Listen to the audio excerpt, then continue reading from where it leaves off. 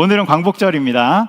광복절은 우리나라가 일제강점기로부터 해방된 날이죠. 35년의 그 압제를 풀고 해방된 날입니다. 일본이 무조건 항복을 선언함으로 나라를 되찾게 되었는데, 그때 일제강점기 시절에 태극기 사용이 금지였지 않습니까? 그래서 태극기를 다 집안 곳곳에 숨겨 놓은 것이죠. 그래서 그 해방되던 날 벽 속에도 숨겨놓고, 벽의 비밀 공간에다 숨겨놨던 태극기를 꺼내고, 지붕 속에 숨겨놨던 태극기를 꺼내고, 또 태극기가 없는 사람들은 직접 그려서 그것을 들고 나오면서 우리나라의 해방을 축하하고 그 감격의 시간을 누렸다고 합니다. 이날은 너무나도 감격적인 날입니다. 우리나라가 해방되기까지 여러 독립운동들이 참 많이 있었고, 독립운동가들이 참 많이 있었는데, 그 중에 가장 대표적인 것이 3.1 만세운동이지 않습니까? 모기가 3.1 운동인데요. 우리가 잘 아는 것처럼 3.1 운동 때 민족 대표 33인, 그 중에 16명이 기독교인이죠.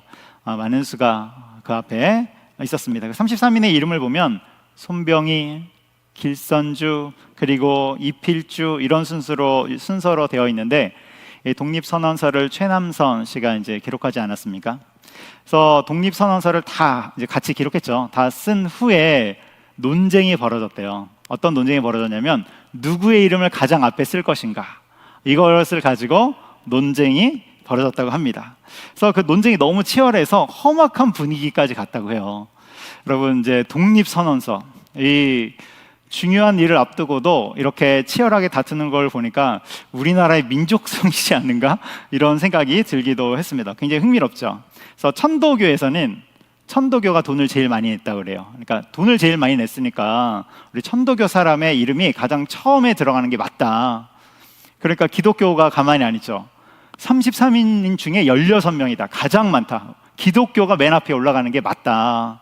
그러니까 불교가 탁 들고 일어나는 겁니다. 우리는 2명이지만 당시 민족의 대표 종교가 불교다. 그래서 불교의 이름이 가장 먼저 들어가는 게 맞다. 이렇게 치열하게 싸운 것이죠. 계속 치열하게 싸우고 있는 도중에 남강 이승훈 선생님이 조금 늦게 도착을 했대요. 그곳에 늦게 도착을 했는데, 이승훈 선생님은 백오인 사건으로 3년 동안 옥고를 치르시고, 또 독립운동의 대가이지 않습니까? 독립운동의 정말 대부이시고, 그리고 나이로 봐도 많으시기 때문에 누가 봐도 가장 먼저 이름이 기록되어야 될 그런 분이죠. 근데 이승훈 선생님이 이제 이 다투는 상황을 보시고 뭐라고 말하냐면, 왜 이런 것 가지고 싸우느냐, 이름이 적힌 순서대로 먼저 죽는 거다, 이거 먼저 죽는 순서다. 그러면서 뭐라고 하냐면, 천도교 손병희, 장로교 길선주, 감리교 이필주, 불교 박용성, 나머지는 가나다순, 이렇게 딱 정리를 하셨대요. 그래서 이제 그 독립선언서에 33인의 이름이 순서대로 기록이 된 것이죠. 이승훈 선생님은 이제 기독교인이죠. 하나님을 아는 그런 부분입니다. 이 독립선언서, 역사에 길이 남을 중요한 그런 문서이고 사건이지 않습니까?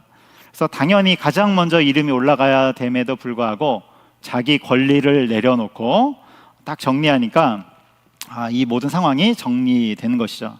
자기 권리를 내려놓는 것, 권리를 포기하는 것, 이걸 다른 말로 하면 성숙함이죠. 신앙의 성숙함이 있기 때문에 이런 것이 나오지 않나 생각이 들었습니다. 신앙의 성숙함, 또 자기 부인이지 않습니까? 그러면서 우리의 교회 생활을 돌아보게 돼요. 우리의 신앙의 연수가 많아질수록, 또 직책과 직분이 생길수록, 또 나이가 들어갈수록, 여러분, 우리는 권리를 주장할 기회가 많죠. 담임 목사도 마찬가지입니다. 권리를 주장할 기회가 많고, 또 우리 모두도 마찬가지죠. 우리는 다 내 공로를 쌓을 기회도 많이 주어지는 거예요. 그런데 여러분, 신앙은 무엇입니까?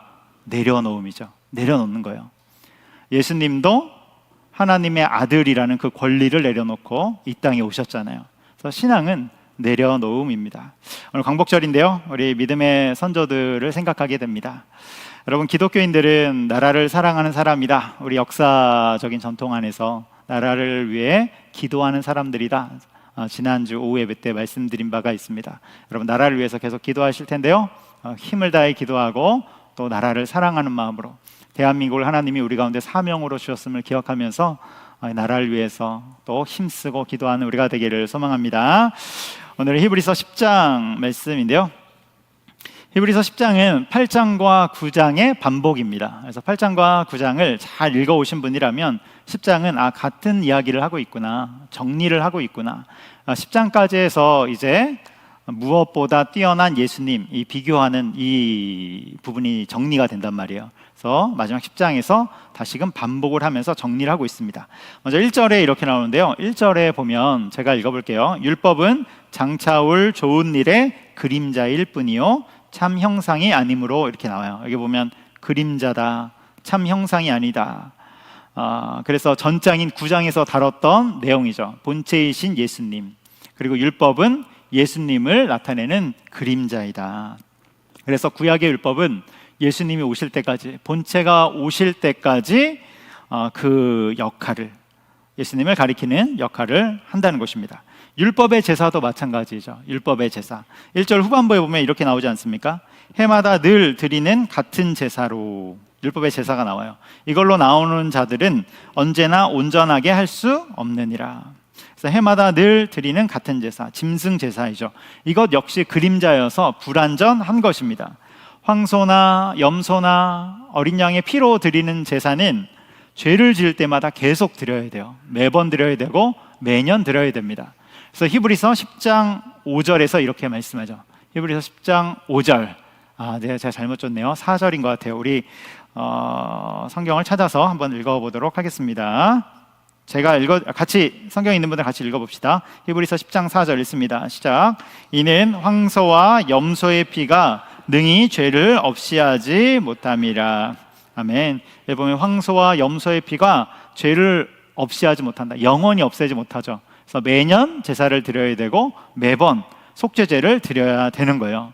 그런데 이제 예수님이 이 땅에 직접 오셔서 영원한 속죄물이 되신 것이죠. 그래서 영원한 속죄가 이루어진 것입니다. 그것이 10절에 나오는데요. 우리 10절 읽어보도록 하겠습니다. 10절 시작. 이 뜻을 따라 예수 그리스도의 몸을 단번에 들이심으로 말미암아 우리가 거룩함을 얻었노라. 아멘. 예수님이 자신의 몸을 단번에 들이심으로, 십자가에서 들이심으로 우리는 더 이상 불완전한 속죄가 아니라 영원한 속죄, 완전한 속죄 가운데 들어가게 되었다는 것입니다. 그래서 영원한 완전한 속죄가 이루어졌어요. 예수님을 믿는 자들은 그런 것입니다. 복음의 이야기이죠. 이 지점에서 우리는 두 가지를 볼 수 있습니다. 첫 번째는 가장 좋은 것을 주시는 하나님을 볼 수 있어요. 가장 좋은 것을 주시는 하나님. 여러분, 구약의 율법은 불완전한 것이다, 이렇게 오늘 본문에서 이야기하고 히브리서에서 계속 말씀하고 있습니다. 그렇다면 의문이 하나 들죠. 왜 불완전한 것을 주셨을까? 단번에 완전한 것을 주시면 되잖아요. 단번에 딱 좋은 거 주시면 되는데 왜 불완전한 것을 주셨을까? 그런데 이 지점에서 생각해야 할 것이, 여러분, 매번 제사를 반복적으로 드리기 때문에 불완전한 것이지 하나님의 구원이 불완전한 것은 아니다. 이것을 알아야 돼요. 하나님의 구원은 완전한 거예요. 불완전한 구약의 율법을 통해서 하나님이 완전함을 이루어 가시는 것이죠. 그럼에도 불구하고 본체이신 예수님이 아직 오시지 않았기 때문에 불완전하다, 이렇게 이야기하는 것입니다. 여러분, 율법은 어떤 기능이 있을까? 하나님이 구약에서 율법을 주셨는데 율법은 어떤 기능이 있을까? 우리 PPT 한번 띄워주세요. 율법의 기능 첫 번째 한번 읽을까요? 시작. 죄의 실상을 깨닫는다. 아멘. 그래서 구약의 율법은 죄의 실상을 깨닫게 하는 거예요. 죄가 얼마나 끔찍한지, 하나님을 떠난 인간이 어떤 비극적인 결론을 맞이하게 되는지 보여주고 알려주는 것이 바로 율법의 첫 번째 기능이죠. 두 번째 기능이 있어요. 두 번째 기능 같이 읽습니다. 메시아를 기다리게 한다. 그래서 본체이신 메시아, 그 예수님을 갈망하도록 주신 것이 바로 구약의 율법이라는 거예요. 이것을 통해서 메시아의 오심을 갈망하게 되죠. 여러분, 우리는 무엇을 갈망합니까? 메시아 예수님이 한 번 오셨잖아요. 근데 예수님이 몇 번 오세요? 두 번 오시죠. 재림하실 우리 예수님을 우리는 기다리고 있죠. 율법의 세 번째 기능은, 자, 세 번째 읽습니다. 시작. 언약 이야기의 한 부분을 담당한다. 그래서 율법은 구속사적인 언약 이야기의 한 부분, 한 축을 담당하는 것이죠. 여러분, 모든 일에는 기승전결이 있지 않습니까? 기승전결. 근데 어떤 친구들은 대화를 해도 기승전결이 있는데 어떤 친구들은 본론부터 이야기하는 친구도 있고 결론부터 이야기하는 친구들도 있어요. 그런 친구들을 만나면 약간 뜬금이 없는 친구다, 우리가 이렇게 이야기하죠. 자기 이야기만 탁 하고 가기 때문에 그런 것입니다. 그런데 하나님의 역사, 이 성경은 갑자기 예수님이 등장하는 것이 아니라 약속, 준비, 성취라는 단계적 흐름이 있는 거예요. 약속하시고 준비하시고 성취하시는 흐름, 이러한 하나님의 이야기, 언약의 이야기의 한 부분을 담당하는 것이 바로 율법이 되는 것입니다. 자, 네 번째 읽습니다. 시작. 구원의 본질이 드러난다. 그래서 구원의 본질은 뭐냐면 하나님과의 관계의 회복이에요. 이것을 알려주고 있는 것이죠. 여러분, 우리 인간의 목표는 무엇입니까? 우리 그리스도인의 목표는 뭐예요? 구원받고 천국 가는 것이 목표다. 여러분, 이 정도가 아니에요. 우리는 그 정도가 아니에요. 이 정도만 알고 있다면 여러분, 기독교를 오해하고 있는 것입니다. 교회를 다니는 것이 죄사함 받고 천국 가는 정도가 아니란 말이에요. 우리가 교회를 다니는 이유, 그리고 구원의 본질은 하나님과의 관계 회복입니다. 관계 회복. 천국에 누가 들어갑니까? 하나님과 관계가 회복된 자들, 그 자들이 천국에 들어가는 거예요. 회복된 결과로서 천국에도 들어가게 되는 것이죠. 그래서 구약의 율법으로부터 시작해서 점점 하나님과의 관계의 회복을 온전히 하나님이 만들어 가고 계신 것이죠. 그래서 구약의 율법, 예수님의 십자가, 그리고 예수님의 재림, 이러한 방식을 통해서 하나님과 우리 인간과의 관계 회복을 점점 회복시켜 가시는 것입니다. 이것이 바로 율법의 중요한 기능들이 되는 것이죠. 우리가 지난주에 그런 이야기들을 나눴는데요, 하나님이 율법을 주신 것은 그 시점에서 가장 좋은 것을 주신 것이다. 여러분 혹시 기억나세요? 율법을 주신 것은 하나님이 그 시점에서 줄 수 있는 가장 좋은 것을 주신 거예요. 그래서 율법을 주셨을 때는 율법이 없었을 때보다 더 좋은 것을 주신 것이고, 그리고 제사를 주셨을 때에도 제사가 없었을 때보다 더 좋은 것으로 우리 인간에게 주신 것이고, 또 선지자를 주셨을 때도 마찬가지죠. 선지자를 주셨을 때에도 그 상황에서 가장 좋은 은혜로 선지자를 주신 거예요. 우리는 지금 교회의 시대에 살고 있지 않습니까? 그럼 이 시대에 교회를 주신 것은 무엇입니까? 이 시대에 가장 좋은 것, 가장 알맞은 것으로 교회를 주신 거예요. 여러분, 우리는 산성교회 다니고 있잖아요. 이 시대에 산성교회가 왜 있습니까? 우리 가운데 가장 좋은 교회로서, 알맞은 교회로서 우리 가운데 산성교회를 주셨으면 여러분 믿으시기 바랍니다. 그래서 하나님은 항상 더 좋은 것, 더 알맞은 것을 우리에게 주고 계시다, 이것을 이해해야 돼요. 우리 인생도 마찬가지죠. 가장 적합한 것으로 지금 인도하고 계심을 여러분 믿으시기 바라요. 이런 믿음과 신뢰 관계에서 우리는 나가는 것이죠. 이렇게 더 좋은 것을 주시다가 결국에는 완성하시는 것이죠. 그러니까 가장 알맞은 길을 주신 것은 완성하기 위함이에요. 온전히 이루기 위함이에요. 그래서 율법을 주셨는데 이제는 율법보다 더 좋은 복음으로 완성하시는 것이죠. 구약시대는 제사, 그 성전을 주셨는데 이제는 더 좋은 예수 그리스도라는 참된 성전으로 완성하시는 것이죠. 그리고 제사보다 더 좋은 십자가의 보혈로서 완성하시는 거예요. 그래서 여러분, 지금까지도 베풀어 주신 그 은혜가 참되고 좋지만 갈수록 더 좋은 은혜를 주시고 그것을 통해서 완성해 가시는 하나님, 여러분 이것을 기억하시기 바랍니다. 우리도 마찬가지예요. 하나님이 우리 가운데 적합한 은혜를 주시죠. 여러분 믿으십니까? 알맞은 은혜를 주시는 거 믿으세요? 하나님 제가 생각했던 것과 다른데요?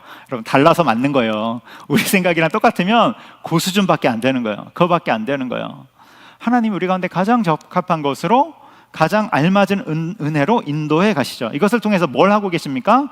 우리를 온전하게 완성시켜 가시는 거예요. 그러다가 최종 완성은 어디서 됩니까? 천국에서 최종 완성이 된 것이죠. 그래서 우리는 이 땅에서 구원받은 후에 성화의 과정을 통해서 온전함으로 완전한 가운데 쭉 나가다가 마지막 날에 영화, 그 주님의 나라에서 완성이 되는 것입니다. 그래서 여러분, 하나님이 늘 놀라운 은혜로 우리의 삶을 이끌고 감을 기억하면서 어떠한 순간에서라도 하나님을 신뢰하는 우리가 되기를 축복합니다. 이것이 오늘 본문을 통해서 보는 첫 번째 메시지, 가장 좋은 것을 주시는 하나님이 되는 거예요. 가장 좋은 것을 주시는 하나님. 두 번째는 이 본문을 통해서 10절 말씀인데요. 10절 말씀을 통해서 보는 두 번째는 구원의 기쁨이에요. 구원의 기쁨. 우리 10절 말씀 다시 한번 읽어보도록 하겠습니다. 시작. 이 뜻을 따라 예수 그리스도의 몸을 단번에 들이심으로 말미암아 우리가 거룩함을 얻었노라. 아멘. 예수님은 자신의 몸을 단번에 들이심으로 말미암아 더 이상 불완전한 속죄가 아니라 영원한 속죄, 완전한 속죄를 이루셨다. 복음의 이야기를 하고 있죠. 과거에 이제 어떤 책에서 본 적이 있는데요. 길에 버려진 아이가 있는 것이죠. 길에 버려진 아이는 나쁜 어른들을 만나서 함께 살면서 늘 매맞는 거예요. 매맞으면서 살아갑니다. 그러면서 이제 길거리에서 늘 구걸하는 삶을 사는 것이죠. 너무 불쌍하고 열악한 삶이 되는 것이에요. 그런데 어느 날 한 신사를 만나고 그 신사는 이 아이를 긍휼히 여기면서 입양하기로 결정합니다. 그래서 입양하려고 데리고 가서 자기가 돌보면서 입양하려고 하는데, 그런데 이 나쁜 어른들, 이 아이를 데리고 있던 나쁜 어른들, 어른이라고 하면 안 돼요. 놈들, 이 나쁜 놈들이 아이의 몸값을 요구하는 것이죠. 몸값을 내놔라. 신사가 흔들려요. 몸값이 너무 비싸기 때문에, 비싼 값을 요구하기 때문에 흔들립니다. 그럼에도 이 아이에 대한 긍휼함이 있기 때문에 값을 지불하고 입양해 오는 것이죠. 그래서 이제부터 그 아이는 더 이상 매맞을 필요도 없고 더 이상 구걸할 필요도 없는 새로운 세상, 새로운 시간, 새로운 인생을 맞이한 거예요. 그런데 여러분, 이러한 새로운 세상이 열렸음에도 불구하고 다시금 매일같이 구걸하러 나간다면, 그리고 또 음식은 밖에서 먹는 것이 최고야, 구걸해서 먹는 것이 최고야, 이렇게 말하면서 세상 가운데 나간다면 여러분, 그것은 어리석은 것이죠. 어리석은 거예요. 그런 것처럼 하나님이 우리 각 사람을 입양하셨죠. 주님의 자녀로 입양하셨습니다. 그 전에 우리는 어떤 상태였습니까? 나쁜 놈들에게 속해 있는 것처럼 죄의 노예였고, 그리고 영적으로 허기짐 속에 있었던 것이 우리의 상태이죠. 그런데 그런 우리를 하나님이 입양해 주신 거예요. 그래서 우리에게도 새로운 세상이 열렸죠. 여러분, 이것은 엄청난 일입니다. 우리는 과거에 그 죄의 노예로 살았다니까요. 노예로. 그런데 하나님이 꺼내주셔서 우리 가운데 새로운 세상으로, 왕의 자녀로 삼아 주신 것입니다. 그런데 여러분, 그럼에도 불구하고 여전히 죄를 그리워하고 죄가 주는 그 더러운 음식들을 찾아다니고, 그렇다면 안타까운 것입니다. 너무나도 안타까운 것이죠. 우리 10절 말씀에서 주님이 자신을 단번에 들이심으로 그 피로 말미암아 우리를 구속해 주시고 주님의 자녀 삼아 주셨는데, 그 피가 효력이 없는 것처럼 다시금 죄를 향해 달려가고 있다면 여러분, 그것은 너무나도 어리석은 것입니다. 여러분, 우리는 구원받은 백성이에요. 이 사실을 반드시 기억해야 합니다. 구원받은 백성이라는 것을 기억하면 여러분, 우리는 구원의 기쁨 속에 살아가게 되는 것이죠. 여러분, 구원의 기쁨이 있습니까? 우리가 원래 죄의 노예였는데 거기서 꺼내주셔서 새로운 세상을 주신 그 구원받은 백성의 기쁨이 있습니까? 어떤 분들은 교회를 오래 다니지만 그럼에도 불구하고 구원의 기쁨이 뭔지 모르겠다 말하는 분들도 계세요. 구원의 감격이 다 사라진 그런 분들도 있는 것입니다. 이유가 무엇입니까? 여러 가지 이유가 있겠지만 과거에 내가 어떤 상태임을 다 잊어버린 거예요. 내가 과거에 어떤 신분이었는지를 다 까먹어 버린 것이죠. 여러분, 과거에 어떤 존재였다고요? 죄의 노예, 죄의 종. 내가 지금 어떤 상태인지도 모르고 끌려가는 상태였어요. 그 죄의 종으로 쭉 살다가 마지막 결과는 무엇입니까? 진노의 심판. 인간이 도저히 감당할 수 없는 진노의 심판 가운데 놓여져 있던 게 우리의 인생이었어요. 그게 우리의 운명이에요. 우리는 거기서 어떻게 할 수도 없습니다. 그 꼬마 아이처럼, 나쁜 놈들에게 잡혀간 함께 사는 그 꼬마 아이처럼 스스로 뭔가를 할 수 없는 그런 상황이에요. 그런데 하나님이 우리를 꺼내주셔서 주님의 자녀로, 이제는 더 이상 진노의 심판이 아니라 영원한 기쁨 가운데 우리를 옮겨주셨죠. 할렐루야, 아멘. 여러분, 이것을 안다면 구원의 기쁨과 감격 가운데 나갈 수밖에 없는 것입니다. 죄가 변하여 무엇이 되었습니까? 구원이 되었기 때문에 그런 것입니다. 심판이 변하여 무엇이 되었습니까? 칭찬이 되었기 때문에 그런 것입니다. 놀라운 이야기죠. 그래서 우리는 진노에서 건진받은 자들입니다. 심판에서 건진받은 자들이에요. 그래서 이런 말이 있어요. 우리는 생각보다 더 죄인이고 또한 우리는 생각보다 더 큰 사랑을 받았다. 이런 말이 있는 것입니다. 여러분, 우리는 생각보다 더 죄인인데 여러분이 생각하는 것보다 더 죄인입니다. 우리가 생각하는 것보다 더 죄인이죠. 그런데 우리가 생각하는 것보다 훨씬 더 큰 사랑을 받은 존재가 되는 것입니다. 어떤 목사님이 이런 질문을 하는 것을 이제 본 적이 있습니다. 어떤 질문이냐면, 이 지구상의 모든 사람이 다 사라지고 나 혼자만 남는다고 해도 예수님이 이 땅에 오셔서 십자가를 지셨을까? 이 질문이에요. 다 사라지고 혼자 남았어요. 나 혼자 남았어요. 그래도 예수님이 이 땅에 오셔서 십자가를 지실까? 여러분, 예수님 오실 것 같아요? 안 오실 것 같아요? 네, 오시죠. 대답은 예스입니다. 이 땅의 모든 사람이 다 사라지고 나 혼자만 남아있다 할지라도 예수님은 기꺼이 그 한 사람을 위해서 고난의 십자가를 지시는 거예요. 또 요즘에 MBTI가 유행이니까 또 T 분들은 여기서 생각하죠. 단 한 명이면 누가 십자가에 못 박아? 이런 생각을 해요. 그런 거 하지 마세요. 그냥 질문이에요. 질문, 묵상입니다.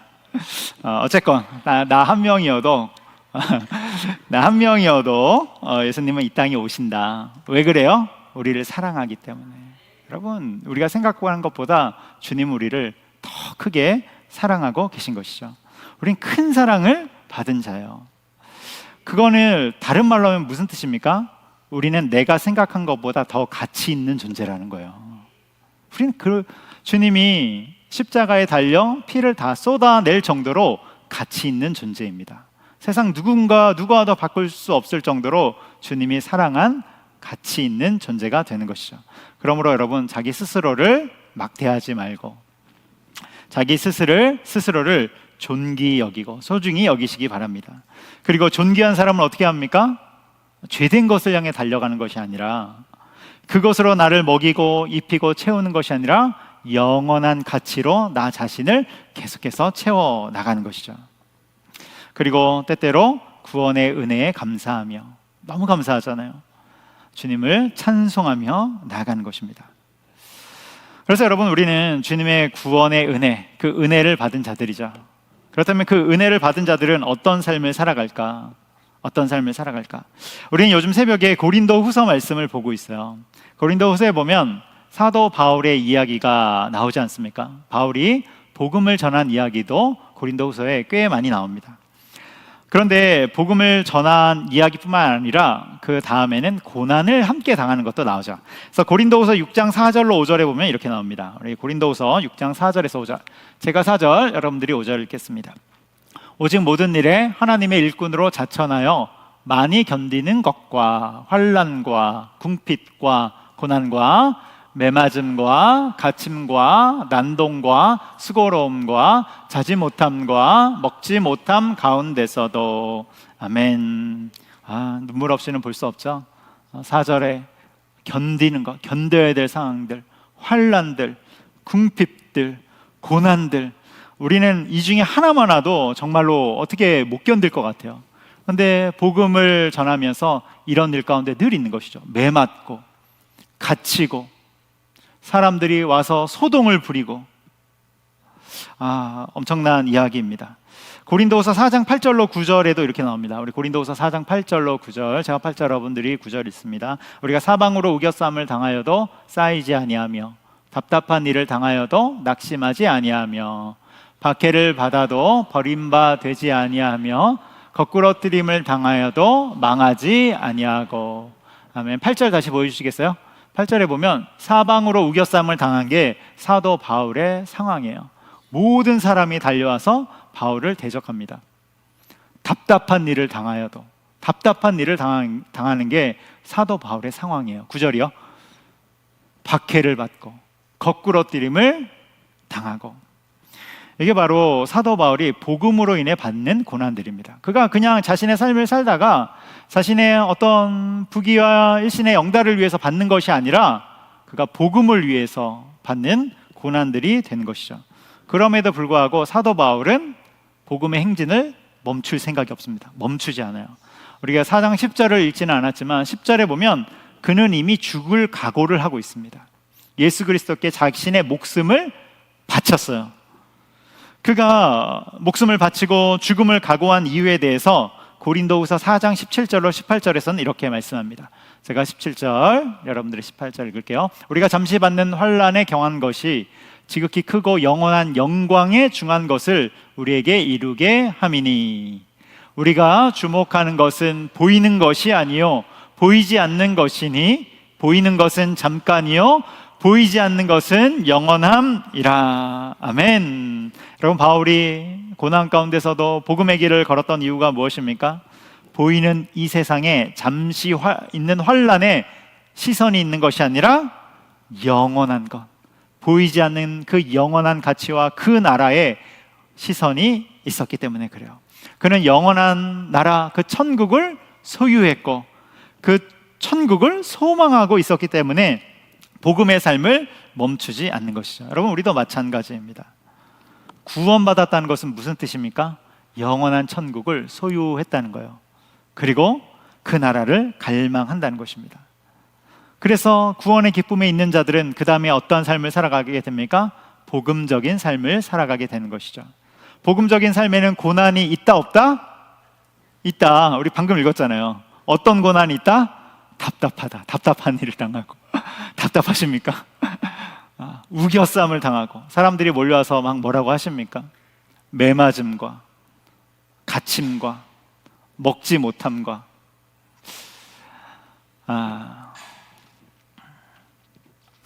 고린도후서 4장 7절도 한번 읽어볼까요? 고린도후서 4장 7절 우리 같이 읽어보겠습니다. 시작.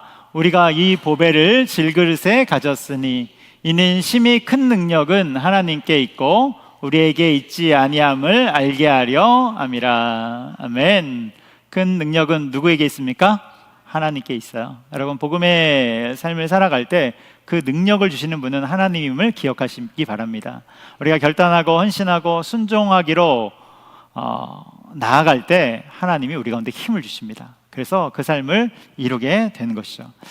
고린도서 4장 7절에 보면 또 앞부분에 보면 뭐라고 나옵니까? 우리가 이 보배를 질그릇에 가졌으니, 그러니까 우리는 질그릇과 같은 존재다, 이렇게 말씀하고 있죠. 질그릇이 뭡니까? 다른 말로 하면 그냥 보통 그릇이죠. 밥그릇, 국그릇. 우리가 그런 그릇과 같은 존재들이에요. 이 밥그릇, 국그릇은 그냥 뭐 설거지 하다가 깨지기도 하고, 그리고 시간이 지나면 닳아서 없어지기도 하고, 점점 낡아지는 것이죠.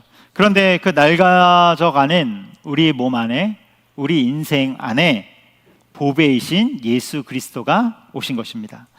할렐루야. 보배이신 예수님이 오셨다고요.